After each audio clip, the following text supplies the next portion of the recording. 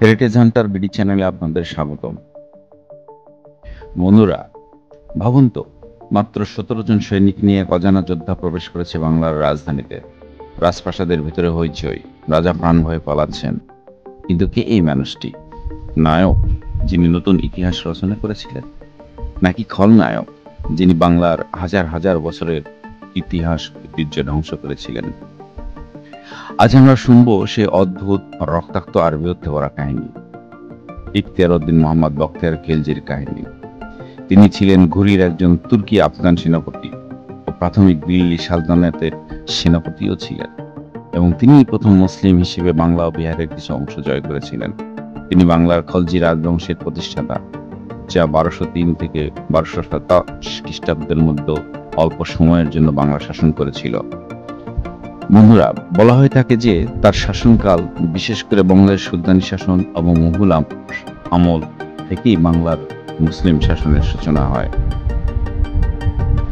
বখতিয়ার খিলজি, যিনি ইতিহাসে কখনো মালিক গাজী ইখতিয়ার উদ্দিন মোহাম্মদ বখতিয়ার খিলজি নামেও খ্যাত ছিলেন, মুসলিম খলজি উপজাতির বংশধর। এই খলজি গোত্র বহু আগে তুর্কিস্তান থেকে পাড়ি জমিয়েছিল আফগানিস্তানে, আর সেখানে তাদের নতুন বসতি গড়ে উঠেছিল। বন্ধুরা, তুর্কি রক্তে জন্ম নেওয়া ইখতিয়ার উদ্দিন মোহাম্মদ বখতিয়ার খিলজি ছিলেন এক ভাগ্যান্বেষী সৈনিক। তার জন্ম আফগানিস্তানের গরমশীল অঞ্চলে, যা আজকের দিনে হেলমন্ড প্রদেশের দশতে মার্গ নামের স্থানে অবস্থিত। তার শৈশব যেন ইতিহাসের অন্ধকারে ঢাকা। তবুও ধারণা করা হয় দারিদ্র্যের নির্মূল আঘাতই তাকে স্বদেশ ছাড়তে বাধ্য করেছিল, আর হাতে ছিল তার নিজের কর্মশক্তি, সাহস আর উচ্চাকাঙ্ক্ষা, যা ভরসা করে তিনি বেরিয়ে পড়েছিলেন ভাগ্যান্বেষণের অভিযানে। প্রথমে তিনি গজনীর সুলতান মোহাম্মদ ঘুরির সেনাদলে যোগ দেওয়ার চেষ্টা করেছিলেন, কিন্তু ভাগ্য সেদিন তার মুখ হাসেনি। গজনীতে ব্যর্থ হয়ে তিনি দিল্লির শক্তিশালী শাসক কুতুবউদ্দিন আইবেকের দরবারে পৌঁছান, সেখানেও প্রত্যাখ্যাত হন। পরাজিত হলেও ভেঙে পড়েননি। তিনি আবার যাত্রা করলেন বদাউনের পথে। সেখানকার শাসক মালিক হিজবরউদ্দিন অবশেষে তাকে একটি চাকরির সুযোগ করে দিলেন, নগদ বেতনে সেনাদলে যোগ দিতে।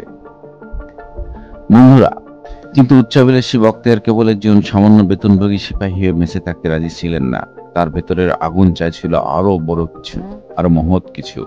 তাই অল্প দিনের মধ্যেই তিনি বদাউন ত্যাগ করলেন, রওনা হলেন অযোধ্যার উদ্দেশ্যে। অযোধ্যার শাসক হুসামউদ্দিন তাকে সেখান থেকে পুরস্কার স্বরূপ জমি দিলেন মির্জাপুর জেলার দক্ষিণ পূর্ব প্রান্তে অবস্থিত ভগবত ও ভিউলি নামের দুটি পরগনা। এই দুটি পরগনাই হলো তার ভবিষ্যৎ শক্তি ও উন্নতির ভিত্তি। এখান থেকে শুরু হলো তার সাম্রাজ্য বিস্তারের প্রথম পদক্ষেপ, যা পরবর্তীতে বাংলার ইতিহাসকে চিরকালের জন্য পাল্টে দিয়েছিল। বন্ধুরা, সালটা ছিল ১২০১ সাল। মাত্র ২০০০ সৈন্য নিয়ে বখতিয়ার খিলজি ঝড়ের বেগে একের পর এক রাজ্য আক্রমণ করে চলেছিলেন। তার দুঃসাহসিক বীরত্ব চারিদিকে ছড়িয়ে পড়েছিল। অসংখ্য মুসলিম যোদ্ধা তার পতাকা নিচে ভিড় জমাতে থেকেছিল। ক্রমেই তার বাহিনী হয়ে উঠেছিল অপ্রতিরোধ্য। অবশেষে একদিন তিনি এসে দাঁড়ান এক বিশাল প্রাচীর বেষ্টিত দুর্গের সামনে। ভাবে কোনো বাধা ছাড়া দুর্গ দখল করেন তিনি। ভেতরে প্রবেশ করতে চোখে পড়ে অদ্ভুত দৃশ্য।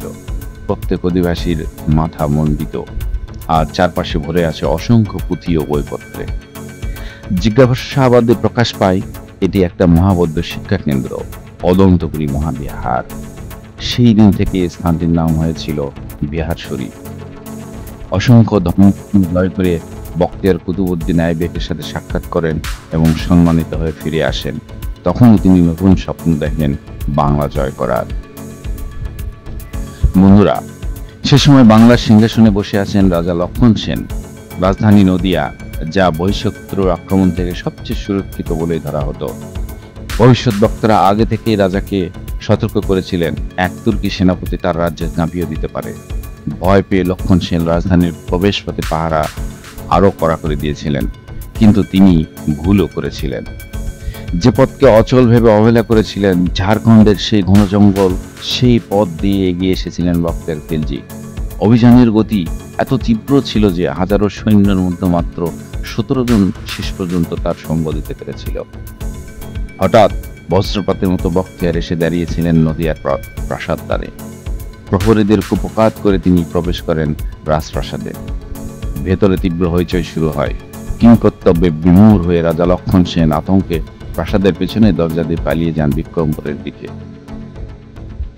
অল্প কিছু সৈন্য নিয়ে নদিয়া জয় করে নেন বক্তের খেলজি। এরপর এগিয়ে যান রক্ষণাবতী বা গৌড়ের দিকে এবং সেখানে প্রতিষ্ঠা করেন নিজের রাজধানী। এই গৌরী পরবর্তীতে লখনৌতি নামে প্রচলিত হয়েছিল। উত্তরবঙ্গ ও বরেদ্য অঞ্চলে নিজের কর্তৃত্ব প্রতিষ্ঠা করেছিলেন তিনি। সুবিচার ও সুশৃঙ্খলা বজায় রাখতে অঞ্চলগুলোকে ভাগ করে দিয়ে যোগ্য সেনাপতিদের হাতে শাসনভার অর্পণ করেছিলেন। তার বিশ্বস্ত সেনাদক্ষের মধ্যে ছিল আলিমর্দন খলজি, হুসামউদ্দিন ইউজ খলজি, যারা ইতিহাসে আজ অমর হয়ে আছে। বন্ধুরা, বখতিয়ার খলজি সাম্রাজ্য বিস্তৃত হয়েছিল পূর্বে তিস্তা আর করতোয়া, দক্ষিণে পদ্মা, উত্তরে দিনাজপুরের দেবকোট হয়ে রংপুর পর্যন্ত, আর পশ্চিমে অধিকৃত বিহার। তবুও তিনি বাংলার অবশিষ্ট অঞ্চলগুলো দখল না করে নতুন স্বপ্ন দেখছিলেন তিব্বত জয় করার। উদ্দেশ্য ছিল তুর্কিস্তানের সঙ্গে সরাসরি যোগাযোগ স্থাপন। উত্তর পূর্বাঞ্চলের এক উপজাতি নেতা আলিমেজকে প্রদর্শক করে তিনি সেনাপতি ও প্রায় 10,000 সৈন্য নিয়ে লখনৌতি থেকে রওনা দিয়েছিলেন। পথে বর্ধমানকোটের কাছে বিশাল বেগমতী নদী পেরোনো সম্ভব হলো না। তিনি দীর্ঘদিনের পথ পেরিয়ে তারা একটি পাথরের সেতুর সন্ধান পেলেন। দুই সেনাপতিকে সেতুর রক্ষায় রেখে বখতিয়ার এগিয়ে গেলেন সামনের দিকে। কিছু দূরে এক দুর্গের সাথে যুদ্ধে জয় এলেও সেনাবাহিনী প্রচন্ড ক্ষয়ক্ষতির মুখে পড়েছিল এবং সেখান থেকে তিনি জানতে পেরেছিলেন অদূরে করমত্তন নগরে কয়েক লক্ষ সৈন্য প্রস্তুত হয়ে আছে। তিনি আর ঝুঁকি না নিয়ে ফেরার সিদ্ধান্ত নিয়েছিলেন, কিন্তু ফেরার পথে সর্বনাশ। পাহাড়ি মানুষ দুই সেনাপতিকে হত্যা করে সেতু ভেঙে ফেলেছিল। ফলে ক্ষুধা তৃষ্ণায় কাতর হয়ে অল্প কিছু সৈন্য নিয়ে কোনোরূপে প্রাণ বেঁচে ফেরেন বখতিয়ার। এই পরাজয় তার শক্তি ভেঙে দেয়, মনোবল গুঁড়িয়ে দেয়। বন্ধুরা, দুর্বল ও হতাশ বখতিয়ার দেবকোটে ফিরে আসেন। তিব্বত অভিযানের ব্যর্থতা আর সেনাবাহিনীর ক্ষয়ক্ষতি মুসলিম প্রজাদের মধ্যে বিদ্রোহের আগুন জ্বালিয়ে দিয়েছিল। রাজ্যের ভেতরে অস্থিরতা ছড়িয়ে পড়ে, আর সেই মানসিক চাপে তিনি অসুস্থ হয়ে পড়েন। সাল 1206। কিংবদন্তি বলে বখতিয়ার শয্যাশয়ী অবস্থায় শেষ নিঃশ্বাস ত্যাগ করেন। কিন্তু মিনহাজ-ই সিরাজ লিখে গেছেন অন্য কথা।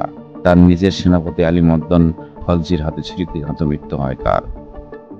আজও পশ্চিমবঙ্গ দক্ষিণ দিনাজপুর জেলার গঙ্গারঙ্গের কাছে অবস্থিত পীরপাল নামের ছোট্ট একটি গ্রামে নিস্তব্ধ কবরের নিচে ঘুমিয়ে আছেন এই ভয়ঙ্কর দুঃসাহসী সেনাপতি বখতিয়ার খেলজি। বন্ধুরা, বখতিয়ার খলজিকে নিয়ে রয়েছে অনেক রকম বিতর্ক।